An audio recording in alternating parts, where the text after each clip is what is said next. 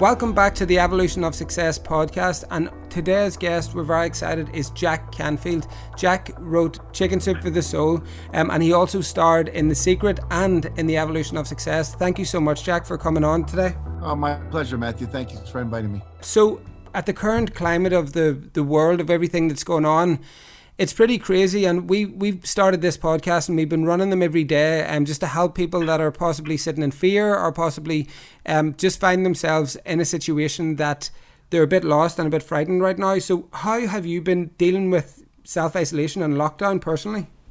Well, for me, it's not a whole lot different than what I normally experience. I have a 3-acre piece of property that I live on.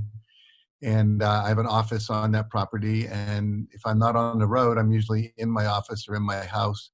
My wife tends to do most of the shopping normally. So I don't get off the property all that much. So for me, it's not that big a deal. I know for a lot of people who are, sequestered at home, maybe they've got 2 young kids and they're trying to run their business at the same time and their kids are running around, they're trying to deal with homeschooling and all that. I know it's very, very challenging. But for me, we've just hunkered down. We asked our housekeeper not to come in for the next month. We're still paying her. She's got a daughter who works in a old age nursing home, so we didn't want to take that risk. And when we bring home the food, we wash it all down with wipes. We take all the vegetables, put them in the sink along with a lot of water and a little bit of bleach, and let them sit for about 20 minutes, and then rinse them off. And we're eating really, really healthy. I've always eaten pretty healthy. I've been on a plant-based diet for the last about 3 months, which is keeping my body very alkalized, which is healthy. Taking lots of supplements, doing a lot of research online about what things keep your immune system high. I think one of the main things that I'm doing more of is I meditate, but I've been meditating more often and longer.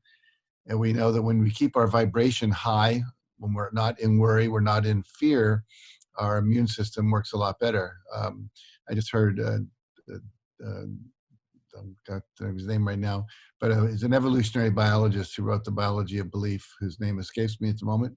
But anyway, he was talking about how when we get into fear, we go into fight or flight. Our adrenal system kicks in and it takes all of our blood, most of our energy, puts it in our extremities, our arms and our legs, which is what we needed, 1,000 years ago when we wanted to run away from a tiger. But now our enemy is this virus, and you can't run away. You can't run away from it. You can't wrestle with it. So basically, you don't want your energy in your extremities. You want it in the internal part of your body with your immune system. And so by being in a state of calm, a state of positive expectation, I mean, the statistics are, 96 to 99% of us are going to all survive this just fine. We may get a little sick, but we'll live. And the economy will always come back. It always does. The reality is that when we're in a state of high vibration, of love, of compassion, of joy, of gratitude, then our vibration's high and our immune system functions better because we're not in our amygdala, which is in the back part of the brain. We're in the prefrontal cortex, all our energy, which is why things like tapping and meditation, mindfulness, things like that, listening to positive music, laughing, humor, all that raises our vibration. It really strengthens our immune system, along with lots of supplements that, we can talk about that as well. But the point being, for me, other than meditating more, getting more sleep, I tended to be a late night person. So all the research says you want to be getting anywhere between 7.5 to 8 hours of sleep right now, which I have been doing. And, that's about it for me. Yeah. And I've probably done 20 podcasts in the last 3 days. I know it's like so many people like turn to you for the answer, because of all the books that you've written and the movies you've starred in and pretty much everything that you're saying. It's like I think you've got a really good way of getting it through to people, and I can't wait for my mom to listen to this one because my mom is someone who doesn't meditate and is living in the hyper side of it a bit now. But we're now joking and laughing about starting to watch Friends again from the start and watching various different comedies, and this is how I'm trying to sort of get it into my family who don't necessarily get into that.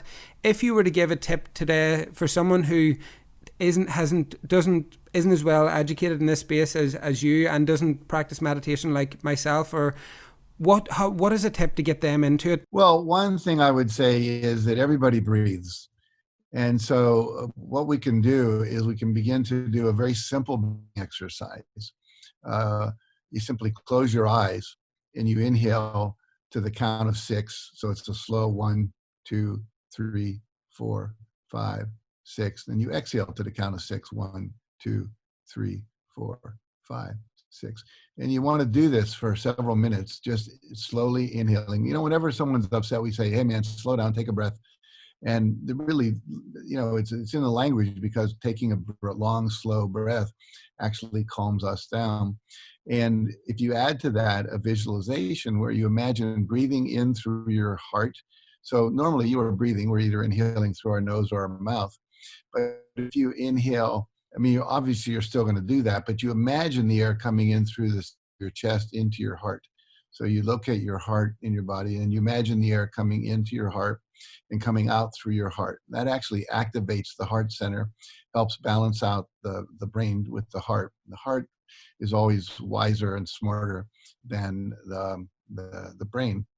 And so what happens is that when we do that, you want to then, after you do that for maybe a minute or two, you can start imagining someone you really love or appreciate, or a place you love or appreciate, or a thing. It could be your dog, could be your spouse, could be your Martin guitar, could be anything at all. It could be a place in nature, your local church, someone you love. And just focus on that, expanding that quality of appreciation while you're continuing to breathe in through your heart. Now, that's not complicated. That's not difficult.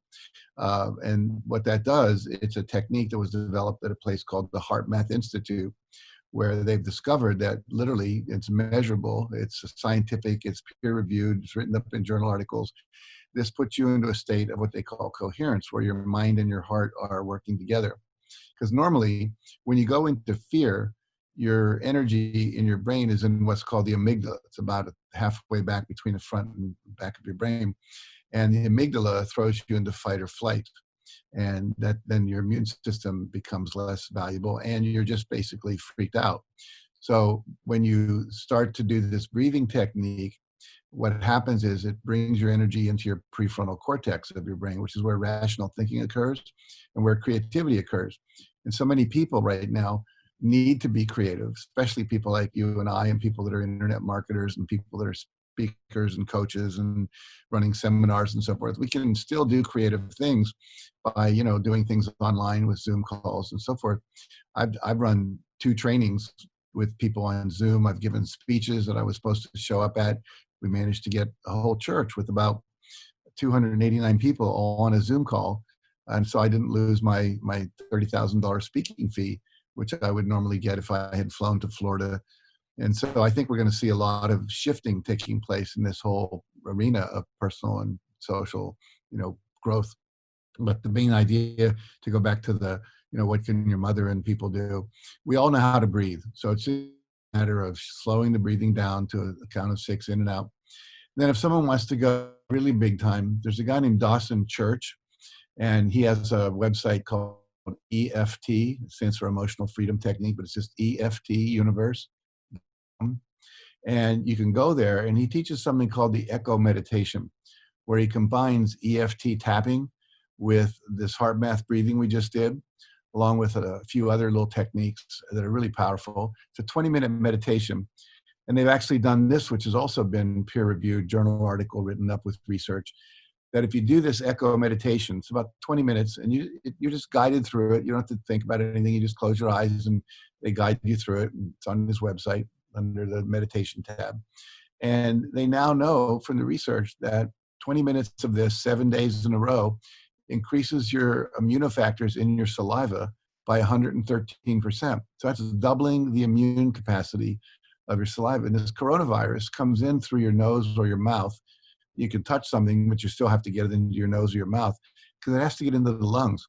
And in order to get into the lungs, it has to go through the saliva that's collected in your mouth and on the side of your throat. So if that's got twice as many immunofactors in it, immunoglobulins, then in a much better position. That's brilliant, Jack, because that's all of everything you said there, and that's what I love about everything that you do. It's all really practical. In that moment, someone can start breathing in and counting to six. Do you know what I mean? Throughout this podcast, and go through that exercise in real time. And there also is then some people are, on the 401 from 7 a.m. in the morning, sitting in traffic, going into work and getting home that night at 8:30, 7:30, 9:30. They've now got all this time on their hands, and they're starting to think, do the life that I've been living, is it the life that I have actually wanted? Whose life have I been living? Is it someone else's, or is it on my own terms? So they might be looking to look into a different career, look into a different thing. We always talk about finding your passion and, turning into something that you really enjoy doing. Have you got a tip for that person that is just looking to step into something else right now, or maybe thinking about it? Basically, do what I call a joy review. Where you look back over your life and you say, when did I experience the most joy? Not necessarily the most fun, but the most joy. When was I happiest? And, and I look back over my life, it was always when I was teaching. I was the Scouts, I was the troop leader. When I became into college, I became the vice president of my fraternity. When I was, assistant captain of the rugby team, I then taught high school, and then I taught teachers about building self-esteem, and then I started running self-esteem jobs for the general public, and now I'm teaching, on this podcast. So, basically, I love to research things and teach. Go find something and then teach what I found. So I'm able to make a career out of that. There's another woman I know that when she was in college did a joy review and realized she was studying to be a veterinarian because she loved animals, but she hated science. She found out, once she got to college and had to study anatomy and biology and physiology and biochemistry, she was going crazy. And so she did a joy review, and she realized it was whenever she was in a leadership position, head of the student council, head of her sorority, etc. So she ended up getting a degree in leadership. And then I think she was 23 years old. She was already teaching leadership at the Pentagon to people that had, captains and colonels in the military. And so find that thing that gives you the greatest joy, and then ask yourself, how can I monetize this? And there's a lot of ways to monetize your love. I remember a woman in Hawaii who loves to surf. You say, well, how can you make a living surfing? Well, she could teach surfing, but that's not, you're going to make a lot of money just teaching surfing to regular people. But she found out that the way people would surf on a surfboard is the same way they would manage a company if they were an officer in a company. They would start to paddle too late and they missed the trend of the wave coming in, and they would not get up, or they'd get too far out in front of the board and the board would tip over, etc. And so she began to realize I could teach executives how to surf, and as they're learning to surf, I'd notice what their habits are, and we could start to talk about, is that what you do in your company as well? And she charges people $10,000 for a week of training. And she's making hundreds of thousands of dollars a year every day out in her, not every day, but making hundreds of thousands a year. But every day she's out in her bikini on the ocean in Maui. So there's a way to do it if you're creative. And if you stay, in the prefrontal cortex, because you're not in fear, you can figure out creative ways to do things. Just with the coronavirus, the man I talked to not too long ago owned a gym. And, with all this social distancing, you're not allowed to go to gyms. You can't, get together in large groups. So after a couple of days of meditation, he had this idea that he could rent his gym equipment to people, sanitized everything, called everyone up because he had their numbers because they were members of the gym, and said, during this coronavirus pandemic, we don't know how long you're going to be sequestered. I can deliver a piece of exercise equipment, a spin cycle or a piece of, a mill or whatever, to your home. And he's making more money now renting that he had in his gym than he did when people were coming in. So everything's available to us if we figure out what we love to do.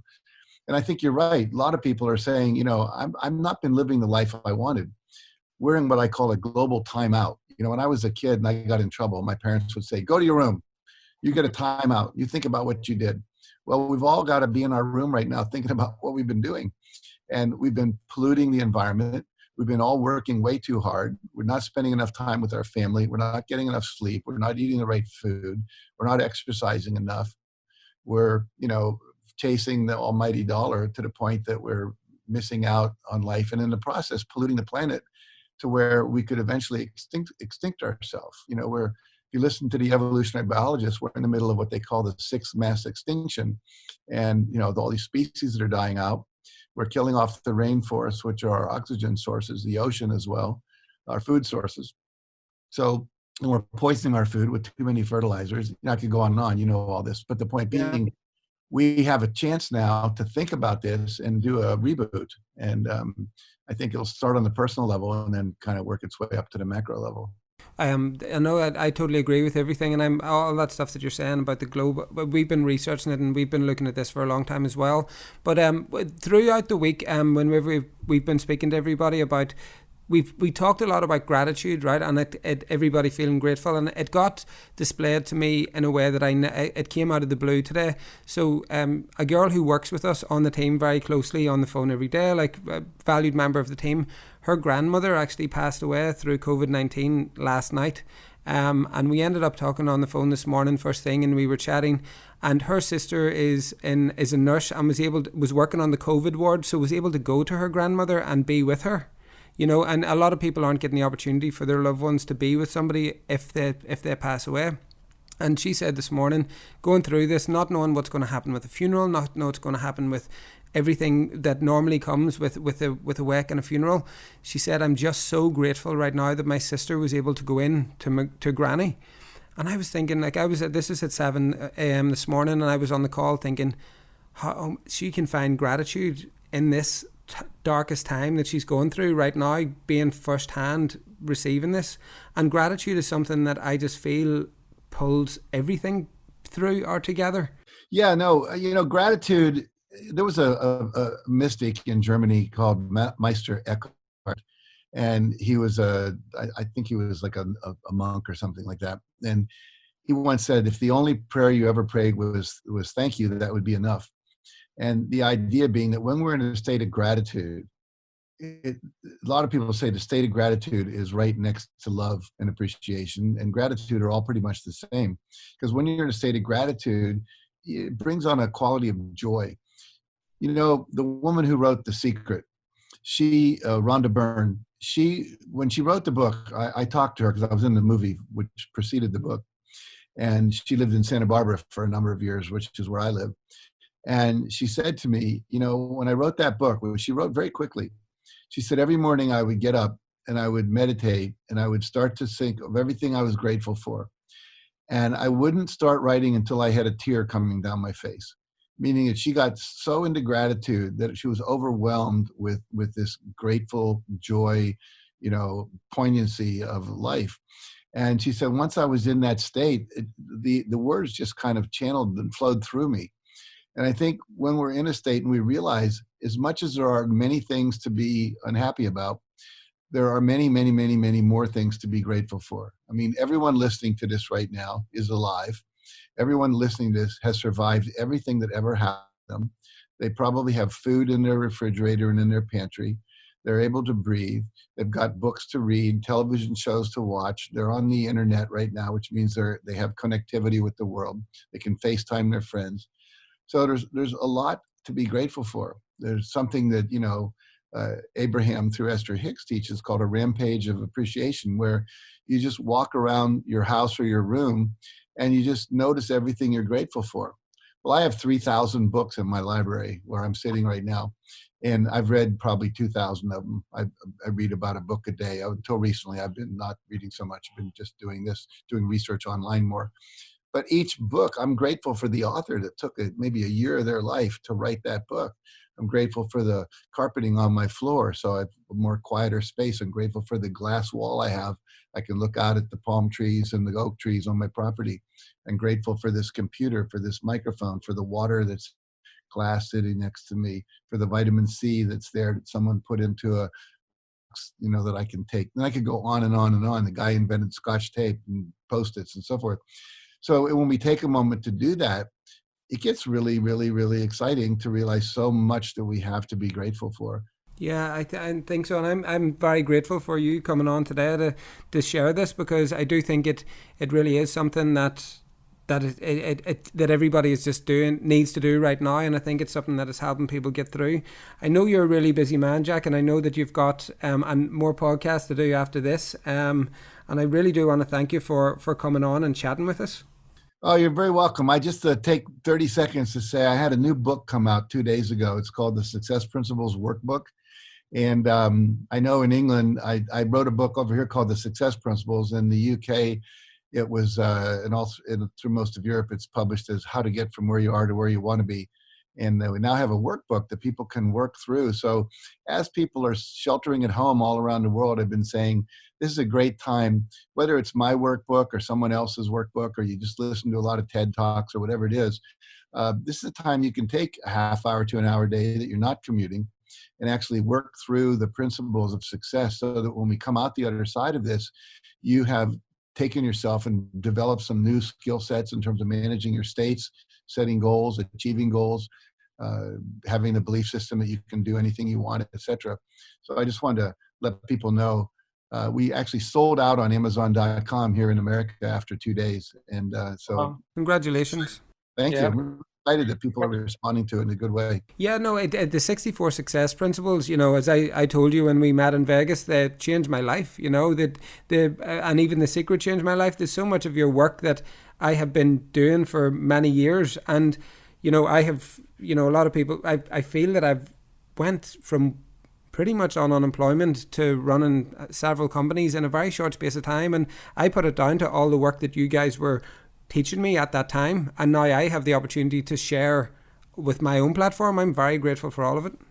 Well, I'm grateful to you. I mean, my life purpose is stated as inspiring and empowering people to live their highest vision in a context of love and joy. So the Chicken Soup books did most of the inspiration, and then all my Success Principles books are doing the empowerment, giving people the tools they need to actually manifest goals and vision they want. My belief is that every single person is like a cell in the body of humanity, and all those cells need to be working. And the lung cells, the brain cells, the heart cells, the liver cells, the kidney cells, and so forth. So we need everybody to fully be themselves and bring their greatest gifts to the world, whether you're a healthcare worker or a guitar player or a baker or a mechanic or someone who loves to paint or draw, someone who loves the law and wants to make sure there's social justice in the world. Whatever it is, if everyone would do that fully, then everything in the world would work. And we're seeing now how interdependent we all are in the world with each other, and that we can't ignore each other. We impact each other in ways that we didn't even realize until this pandemic started. And now we get to see the potential that we all have to re-vector our lives to the fullest expression of our highest self. And when we do that, I think we're going to see kind of a new age emerge. Yeah, I look forward to it. And I think that is a great way to leave it today, Jack. Thank you so much for coming on. We will link your Amazon. We'll link, if you want to send me over the links to your workbook, we'll have it linked in the copy of this below, and also link it in the bio and stuff of the podcast itself. Okay, I will do that. Brilliant. Thank you so much. My pleasure, Matthew. Thank you.